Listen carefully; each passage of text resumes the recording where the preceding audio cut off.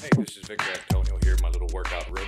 I call it the workout room because this is where I get a lot of speeches done, or at least come to practice a lot of speeches. And one of the things I often get is, Victor, how do you develop a speech from the beginning? How do you come up with something to talk about, or at least, if a company comes to you and says, hey, I want you to speak, how do you orient the presentation towards their topic?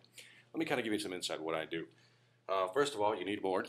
It's always handy to have a board. Now, the next thing you need is a marker. Here's a marker. Smell the marker, puts you in a real good mood to actually do the presentation. That's a joke. That's a joke.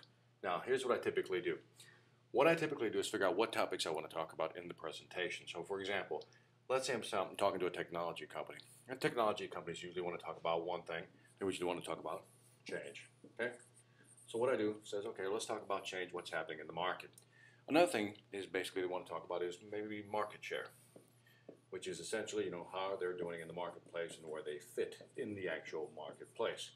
So let's just take these 2 bullet points, but I typically come up with 6 bullet points.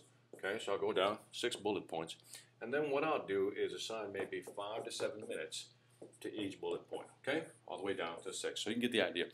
And then if you take the number 7 times 6 times 7, that's usually equals about 42 minutes for a presentation. So this is kind of the general outline. What I then do is take that module right there called change, and what I do is I work on that module first and say, okay, what are some of the interesting things? And then for each of these modules, what I try to do is come up with 3 interesting things that I want to say about change, for example. So let's say I come up with, maybe I can use some numbers. By numbers, I mean statistics like percentages. And then what I try to do is actually make a point right here. I try to make a point about what these numbers actually mean. And then the third thing I try to do is tie it down. I'll put this down arrow as a tie down. I tie it down with a story that really kind of brings together these points, but it's also a story that has a little humor and what I call insight as well. Okay? So hopefully that helps, folks. Take care. This is Victor Antonio signing off.